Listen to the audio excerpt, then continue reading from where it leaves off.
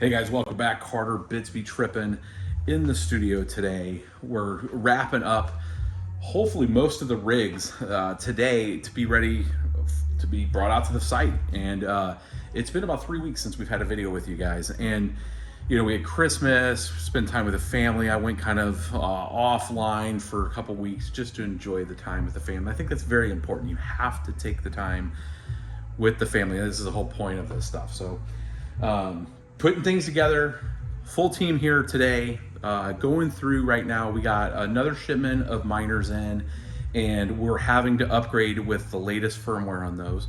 So we're getting all that prepared. It's a lot of work. We have roughly 1,200 miners. We're close to our 1,200. We're still missing some that's coming. So we have a whole process I'm going to take you guys through on this video of kind of just giving you a status update of where we're at. We're going to be out at the site tomorrow. We'll have another video out there with just kind of getting the Starlink rest of the way in place, getting the networking in place. But let's take you guys through kind of the process that we're going through right now, and I'll give you guys kind of a cool view of what the team's doing right now. Let's hang out. Let's check this out. So we'll go in through here, through the back side here of the office. Take a look here. This video is probably going to be flagged for music because we got music going on in the background here. You guys can see we got some stuff that's ready. It's been cleaned. We tag, you know, cleaned AM Logic is the type of control board in there. We're boxing, or we're taking all the boxes and wrapping up all those with just our wrap here. So these are all empty. That we've taken out of the box, and then we got stuff that needs to be flashed, and then we got Samantha in here getting the ones ready for the flash. You guys can see the process we got here for this build and getting these in place. We're kind of going through some of the circuitry of these new ones. These new ones have a different type of you know, the latest edition of the E's and F power supplies. So we'll get into that in a later episode of what that means, but there's some circuitry differences and firmware differences on these latest ones. These are the S19 Pros, so they're not the J's. So this is the latest stuff that we have here. You guys can see here. You can see here. So S19 Pros, these are 100s. We have 100s, 104s, and then a handful of other stuff here. Getting some of these unboxed and going. Get out of Todd's way. And then a few that we have that are ready to go. Again, cleaned. These ones are going to go out to the site, hopefully with us on Friday, and ready for the containers. So, done, son. There we go. So, got most of this stuff ready to go. And full-on operation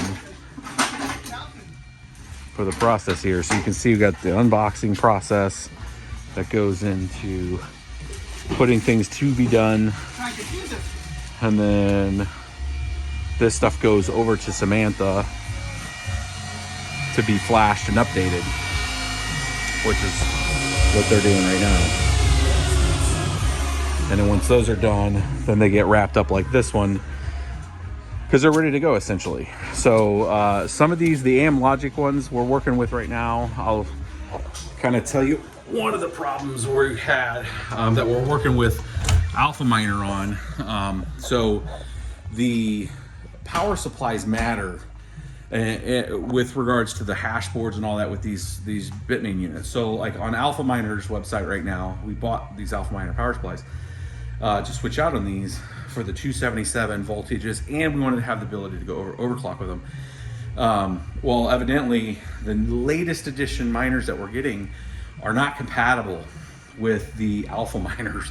That's not on their website. We're working right now with Alpha Miner. They're working on fixing the solution right now, but it's kind of one of those things that Bitmain at the moment's notice can change the specification, which in this case is what happened. So now we have these newer power supplies and control boards that don't, when you switch out the power supply, it just, like everything boots up, you can get into the menus, but it just won't start mining. It says there's an error. So We're working through that right now. It takes Alpha Miner a little bit to go in there and update the Vanish software to be able to support the latest miner. And that's kind of what we're dealing with right now. So right now we're just doing the flashes, getting ready for the container load. Again, starting on Friday is our target. So this is what's been going on, guys. Just kind of give you some insight of, you know, the unboxing process. We asset tag them. We have a scanner to scan all the asset tags in there, store everything to where we know what, you know, how much hash rate we have, how much, you know, because there's a range of different things when you order, especially in like brokered batches, you'll get an average hash rate. So you might get 104s, you might get 100s, unless you specifically order like the 104s. It just depends on who you buy from. And this is like, if you're out there buying at any kind of volume, if you're buying 100 miners, you get different opportunities. You'll get an opportunity where your average hash rate might be 100. And what that means is you're gonna get some 88s, some 92s, 96s, 100s, and like 104s as an example. And then that average hash rate will be 100 if you turned everything on. So, you know, since there's a difference there, we have to go through and just kind of make sure what's what. The chips on them are all the same. That was one of the things I was, it's all about the binning process. When they test the chips, it's like, hey, this doesn't really reach the 104s. They're gonna reach a little lower, so then they're, for a stability standpoint, they'll tag them as an 88. We see this also in GPUs.